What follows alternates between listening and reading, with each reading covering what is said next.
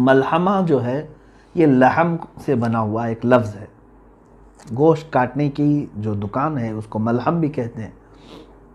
ملحمہ اس میں گوشت کے ٹکڑے ٹکڑے ہو جائیں گے، جس کی وجہ سے اس کو بہت بڑی ملحمۃ الکبریٰ. یعنی حضرت معاذ بن جبل رضی اللہ تعالیٰ عنہ سے یہ روایت ہے، رسول کریم صلی اللہ تعالیٰ علیہ وسلم سے آپ نے یہ روایت بیان کی ہے.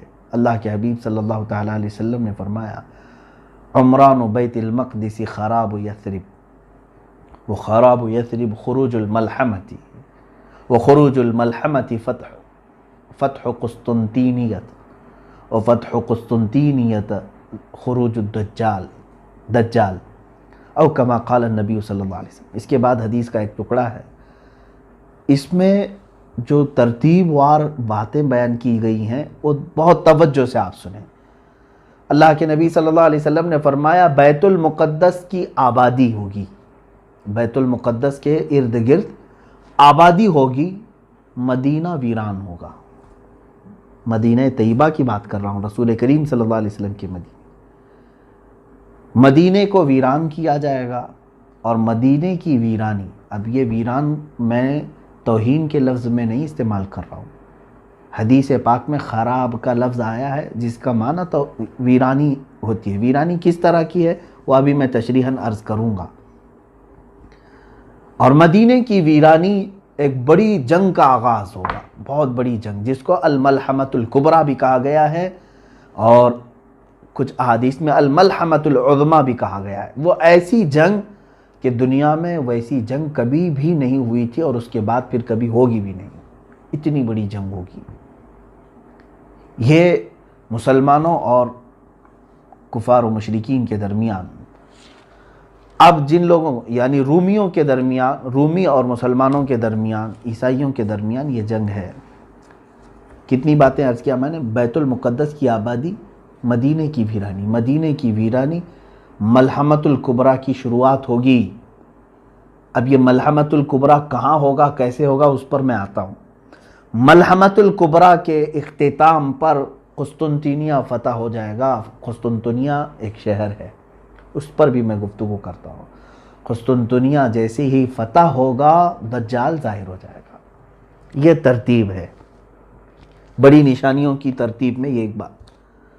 اب اسی پر اگر گفتگو کریں تو بات طویل ہو جائے گی، اور حالات پورے کے پورے اس حدیث کے قریب آ رہے ہیں، اس لیے مجھے آج آپ کو اس حدیث کو سنانا پڑ رہا ہے. ایک حدیث میں یہ بھی میرے آقا صلی اللہ تعالیٰ علیہ وسلم نے فرمایا تم قیامت اس وقت تک نہیں آئے گی جب تک کہ رومیوں کے ساتھ تم آماق میں یا دابق میں نہ اتر جاؤ. یہ دو جگہوں کے نام میں بتا رہا ہوں، مرج دابق اور آماق یہ لفظ آئے ہیں. اور ایک حدیث میں ہے حضور صلی اللہ تعالیٰ علیہ وسلم نے فرمایا ملحمۃ الکبریٰ ہوگی، سب سے بڑی جنگ ہوگی مسلمانوں میں اور عیسائیوں میں، اور یہ غوطہ میں ہوگی جو دمشق کا ایک علاقہ ہے. غوطہ حدیث میں لفظ بھی آیا ہے. مسلمانوں کا مرکز غوطہ ہوگا، اس وقت تمام مسلمان وہاں جمع ہوں گے دمشق میں، غوطہ.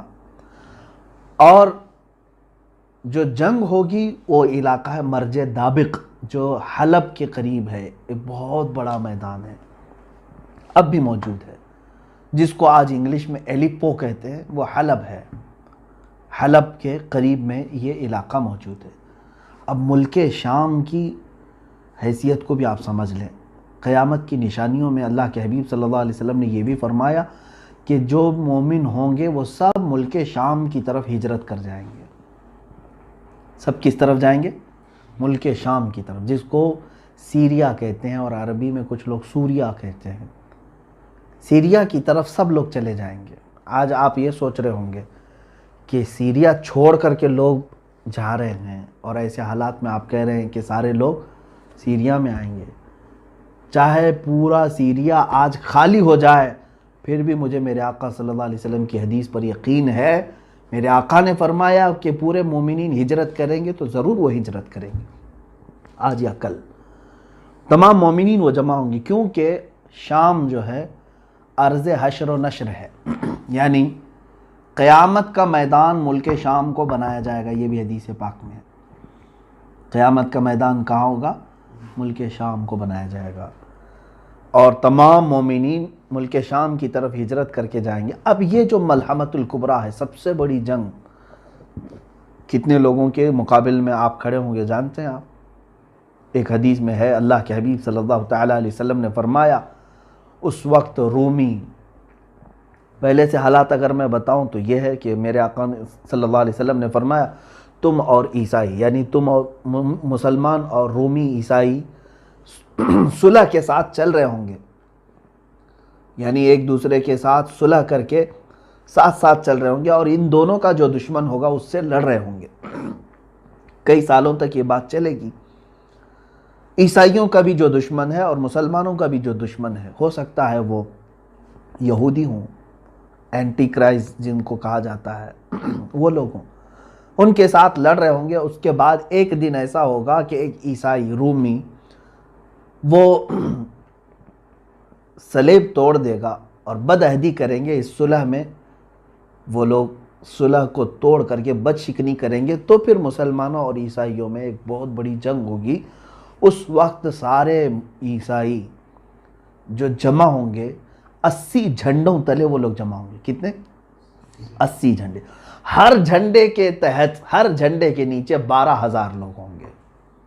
اس اعتبار سے تقریباً کتنے ہو گئے؟ 9,60,000 کے قریب، 9,60,000 کی فوج ایک طرف ہوگی۔ یوں سمجھ لیں کہ مومنین کے مخالفت میں، مسلمانوں کی مخالفت میں پورا کفر جمع ہو جائے گا۔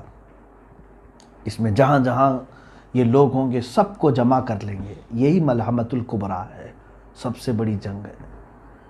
اور اس جنگ میں مسلمان کس طرح ہوں گے؟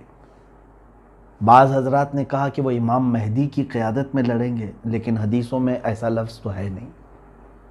ہو سکتا ہے کہ امام مہدی کے بغیر بھی لڑیں۔ قیادت کون کرے گا، کیسے کرے گا، اس کے متعلق وضاحت نہیں ملتی، لیکن البتہ یہ بات ہے کہ ان میں سے 1/3 لوگ، مسلمانوں میں سے 1/3 کے قریب، 1/3 بھاگ جائیں گے۔ اور میرے آقا صلی اللہ علیہ وسلم نے فرمایا وہ ایسے ہوں گے کہ اللہ تعالیٰ کبھی ان کی توبہ قبول نہیں کرے گا، وہ ہمیشہ کے لیے مردود مریں گے، ان کی توبہ کبھی نہیں قبول ہوگی، وہ جہنم میں جائیں گے، جو میدان چھوڑ جائیں گے۔ اور 1/3 اس میں سے شہید ہوں گے، دوسرا 1/3، یعنی 3 حصے کریں گے اگر مسلمانوں کے، تو 1/3 میدان چھوڑیں گے، 1/3 شہید ہو جائیں گے۔ ہم افضل الشہداء، حدیث میں فرمایا گیا کہ وہ شہیدوں میں سب سے افضل ہوں گے، وہ شہیدوں میں سب سے افضل۔ باقی جو 1/3 بچے ہوں گے یہ ان پہ فتح پالیں گے، ان پہ فتح پالیں گے۔ یہ میرے آقا صلی اللہ علیہ وسلم نے فرمایا ہے تو فتح ہوگی۔ یہ ملحمۃ الکبریٰ ہے۔ یہ کہاں لڑی جائے گی، کیسے لڑی جائے گی، سب میرے آقا صلی اللہ علیہ وسلم نے صاف بیان فرمایا۔ اس پر اور تحقیق کرو نوجوانوں، بچوں۔ اب میں اپنی گفتگو کو سمیٹتا ہوا آتا ہوں۔ جو حالات آج تھے، جس کی طرف آج اشارے مل رہے ہیں، پورے دنیا کی پولیٹکس گرم ہو چکی ہے، اس سلسلے میں میں نے یہ حدیث عرض کی۔ میں آخری یہ 2 باتیں عرض کر کے کچھ تبصرہ کروں۔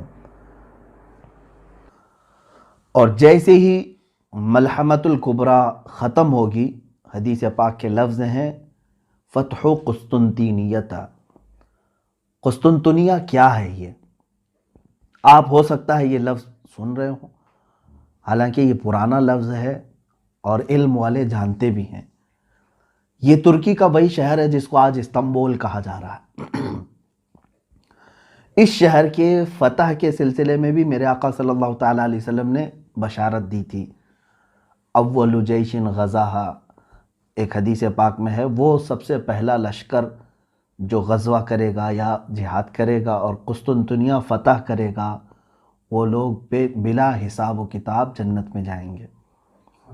وہ فتح قسطنطنیہ جو ہے وہ پہلے کے دور میں ہو چکی ہے، حضرت عمر فاروق رضی اللہ تعالیٰ عنہ کے زمانے میں، اور اس کے بعد کئی مرتبہ جو ہے یہ شہر فتح ہوا ہے۔ سلطان محمد فاتح کا بھی نام آتا ہے اس میں، جو قسطنطنیہ جنہوں نے فتح کیا، کافروں کے ہاتھ میں گیا پھر فتح کیا، ان کے ہاتھ میں گیا پھر فتح کیا۔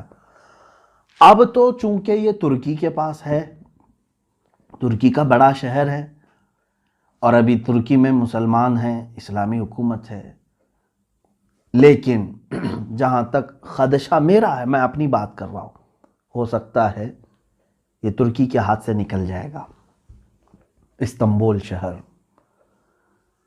یہ پھر سے عیسائیوں کے ہاتھ میں ہو سکتا ہے چلا جائے، اور ایک زمانے تک ان کے ہاتھ میں رہے گا، کیونکہ آج کے جو حالات بتا رہے ہیں لبرلزم وہاں پر کافی بڑھ چکا ہے، جو بلکہ میں اگر بتاؤں، آپ تحقیق کریں، ترکی کی حکومت کا جو آئین ہے، وہاں کا جو نظام ہے، اس میں بھی یہ چیز موجود ہے کہ وہ ترکی کوئی ایک مذہبی حکومت نہیں، یعنی وہاں کا کوئی سرکاری مذہب نہیں ہے، بلکہ وہ جیسے انڈیا ہے سیکولر ہے، ہمارا کوئی سرکاری مذہب نہیں، اسی طرح سے ترکی کا بھی انہوں نے بنایا ہے، جب خلافت عثمانیہ ختم ہوئی تھی تب یہ بنایا گیا تھا اس طرح سے کہ موجودہ صدر نے اسلامی کام زیادہ کیے ہیں، لیکن آج بھی وہاں کا نظام ہے وہ سیکولر ہے، اور آج بھی بہت سارے وہاں امریکہ کے پٹھو موجود ہیں، بہت سارے ایسے جو منافق ہیں، وہ اپنے ماحول کو بڑھانے کی کوشش کر رہے ہیں، تو مجھے جہاں تک اندیشہ لگتا ہے استنبول ان کے ہاتھ سے جائے گا اور عیسائیوں کے قبضے میں رہے گا، چونکہ حدیث پاک میں جو ترتیب بتائی گئی ہے، پہلے عمران و بیت المقدس، بیت المقدس کی آبادی اور مدینہ کی ویرانی ملحمۃ الکبریٰ کا ظہور ہوگا، یعنی بڑی جنگ ہوگی۔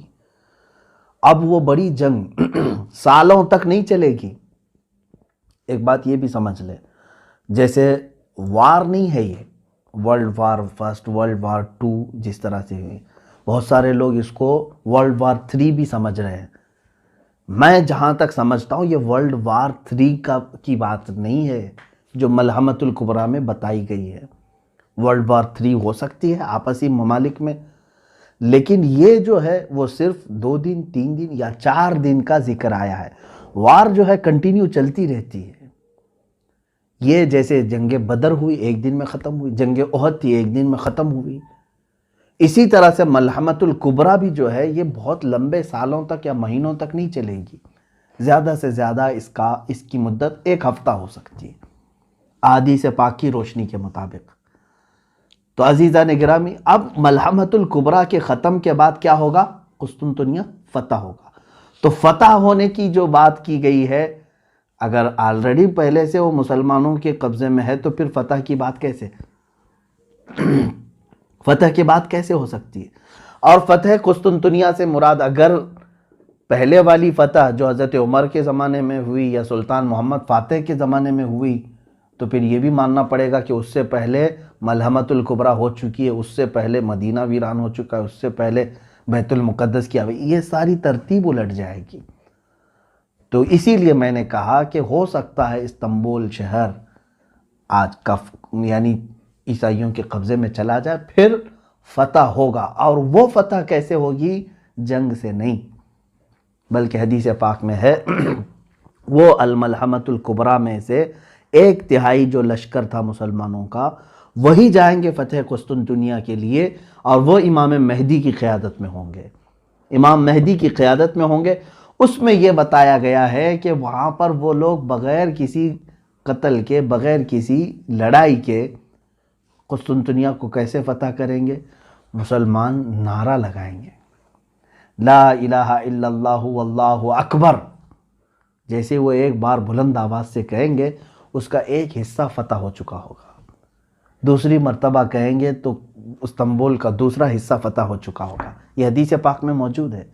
تیسری مرتبہ مسلمان نعرہ تکبیر اس طرح بلند کریں گے، لا الہ الا اللہ واللہ اکبر، قسطنطنیہ یعنی استنبول شہر فتح ہو چکا ہوگا۔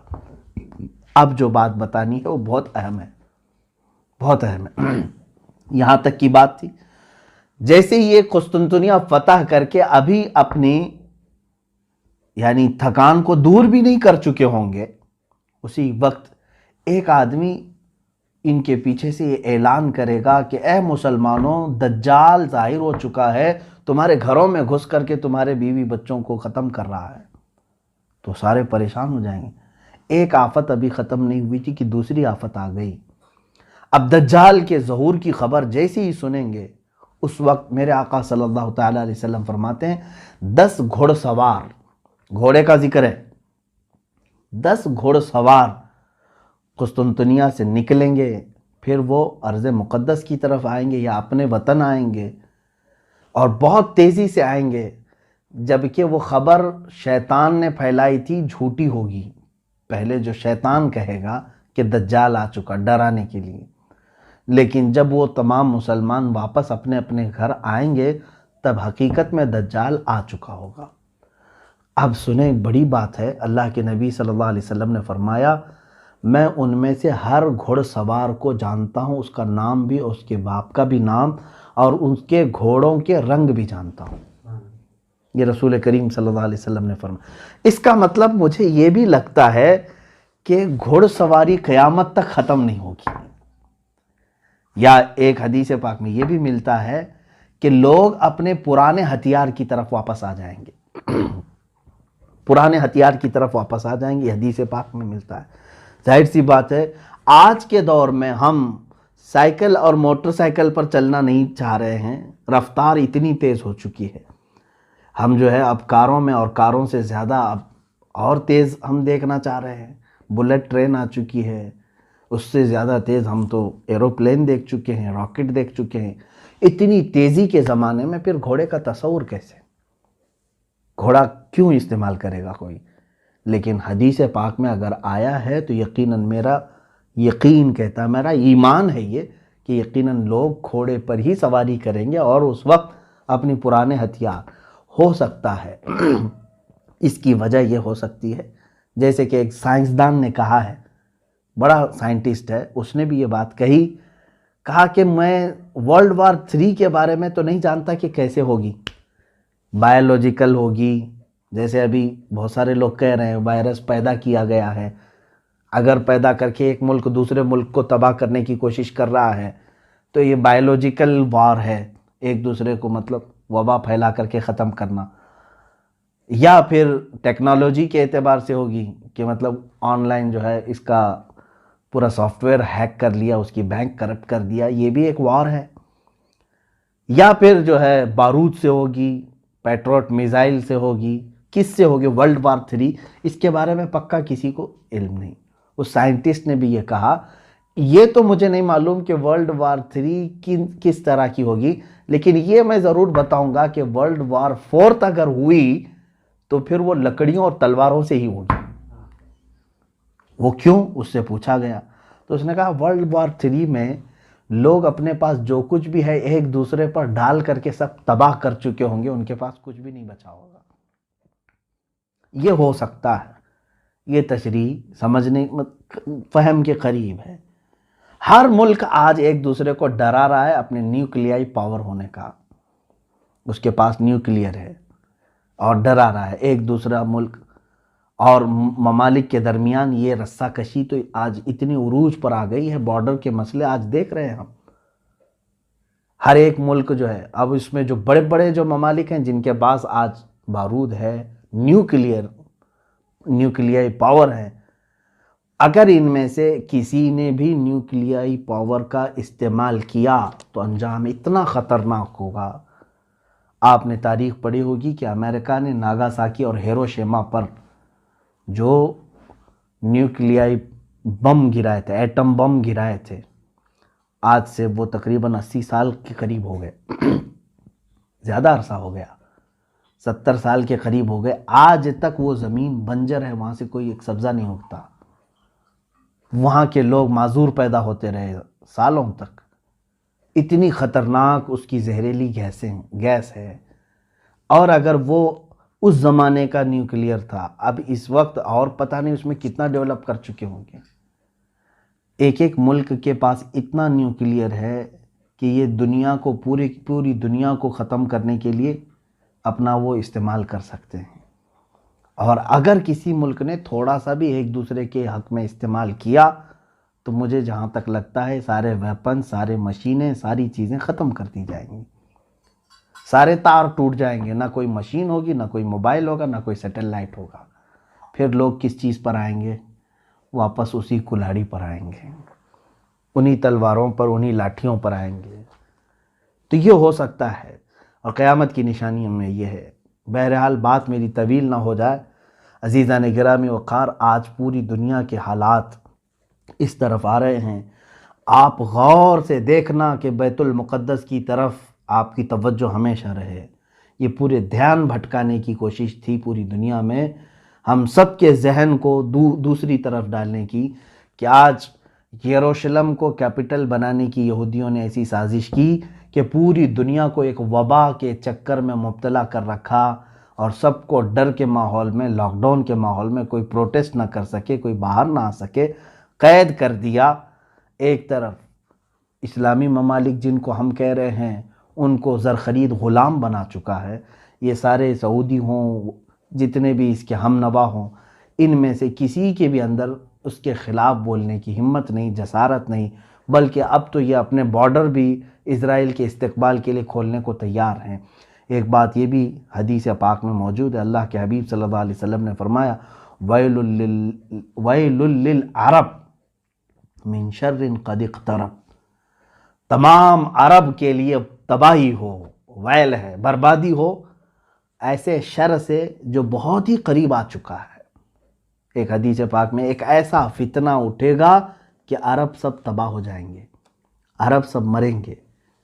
اب وہ کون سا فتنہ ہوگا وہ ہم دیکھ رہے ہیں، اور حدیث پاک کے لفظ یہ ہیں، میرے آقا صلی اللہ علیہ وسلم نے فرمایا اس فتنے میں جتنے عرب مارے جائیں گے وہ سب جہنم میں جائیں گے، قتلاہا فی النار۔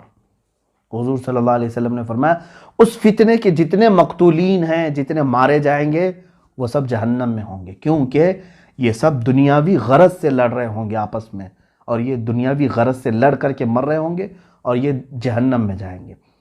ہو سکتا ہے یہ وہی زمانہ ہے جس میں عرب تباہی کی طرف جائیں گے، ان کی تباہی قریب ہے۔ اور میں نے ایک حدیث پاک اس سے قبل بھی آپ کے سامنے رکھی تھی، اللہ کے حبیب صلی اللہ تعالیٰ علیہ وسلم نے فرمایا ایک بادشاہ ہے ہوگا، اس کے مرنے کے بعد اس کی گدی کو، اس کے تخت کو حاصل کرنے کے لیے 3 لوگ لڑیں گے، اور تینوں کو وہ تخت نہیں ملے گا، یہاں تک کہ یہ قتل و خون ریزی عام ہو جائے گی، اور یہ تباہی کا ایک دہانا شروع ہوگا۔ آج کے جو وہاں عرب کے بادشاہ کی جو سچویشن ہے وہ ایسی ہی ہے۔ میں یہ ایگزیکٹ نہیں کہہ رہا کہ اسی زمانے کے لیے یہ بات کہی گئی، ہو سکتا ہے اس کے بعد بھی ہوگا، لیکن حالات یہ بتا رہے ہیں کہ اس بادشاہ کے مرنے کے بعد یہاں پر بھی 3 دعوے دار ہیں۔ آلریڈی 2 کراؤن پرنسز کو ان لوگوں نے، 2 کراؤن پرنس کو انہوں نے ہٹایا، اب تیسرا یہ جو بیٹھا ہوا ہے۔ اب دیکھیں حالات کس کروٹ پر لے جاتے ہیں۔ میں حالات کی طرف لے کر کے آیا، اے مسلمانوں، ان حالات میں بھی میرے آقا صلی اللہ تعالیٰ علیہ وسلم نے ہماری دستگیری فرمائی ہے، ہماری رہنمائی فرمائی ہے۔ افسوس ہے اس وقت جو ہے ہمارے بچے گیم میں مبتلا ہیں، ٹک ٹاک میں مبتلا ہیں، بہت ساری ایسی خرافات اور واہیات میں مبتلا ہیں، پوری رات، پورا دن اس طرح کی فحاشیت میں مبتلا ہیں، تو ہمیں معلوم نہیں کہ دنیا کہاں چل چکی اور کون سے پلاننگ ہو چکی ہیں۔